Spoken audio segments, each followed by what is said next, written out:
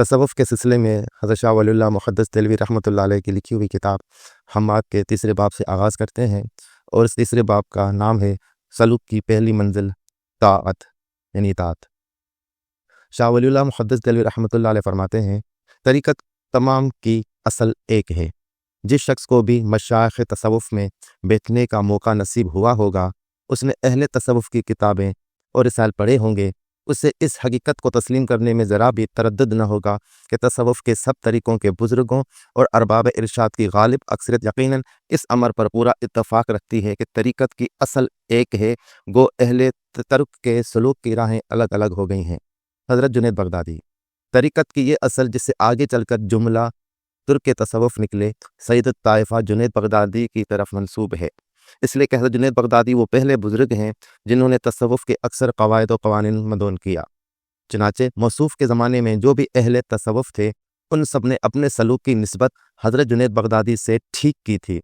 سچ پوچھئے تو طریقت کا جو بھی سلسلہ اس وقت موجود ہے، اس کا اصل سرچشمہ حضرت جنید ہی کی ذات گرامی ہے۔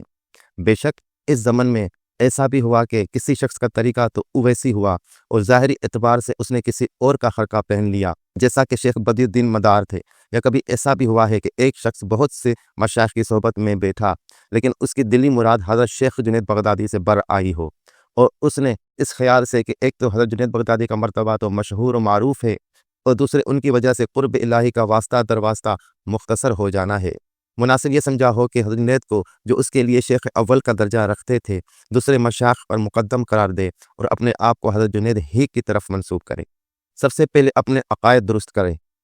جس طرح تمام اہل تصوف کا اس بات پر اتفاق ہے کہ طریقت کے سب سلسلوں کی اصل ایک ہے، اس طرح یہ سب بزرگ اس امر پر بھی متفق ہیں کہ سالک طریقت کا سب سے پہلا کام یہ ہونا چاہیے کہ وہ اپنے عقائد کو درست کرے۔ چنانچہ اس زمن میں اسے صحابہ، تابعین اور سلف صالحین کے عقائد کو اپنے لیے مشعل راہ بنانا چاہیے۔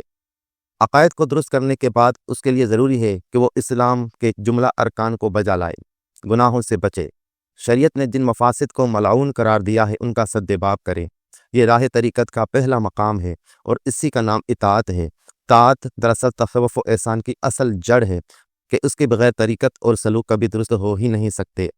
قبل اس کے کہ ہم آگے بڑھیں، یہاں 3 باتوں کی وضاحت کر دینا ضروری محسوس ہوتا ہے۔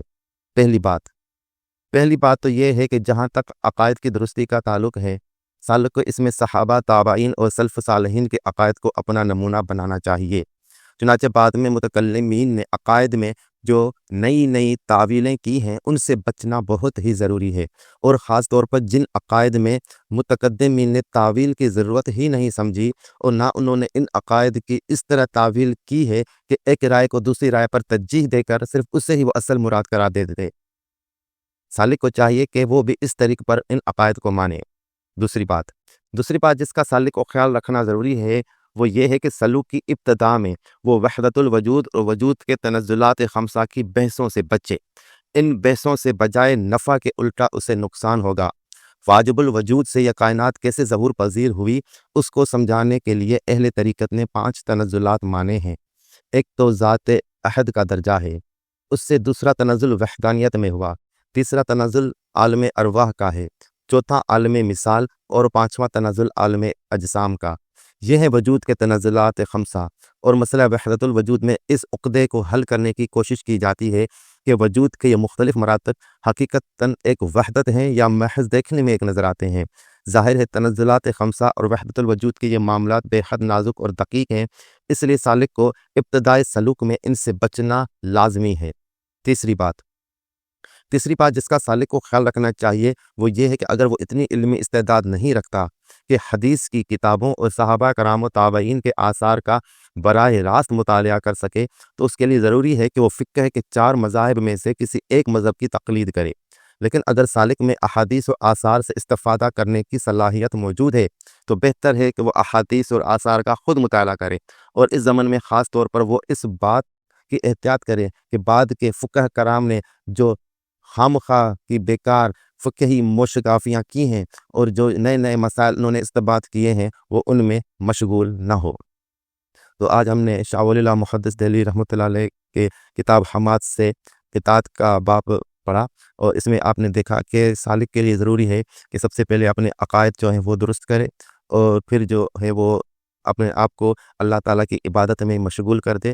اور اس کو وحدت الوجود اور وحدت الشہود کے مسائل میں الجھنا نہیں چاہیے۔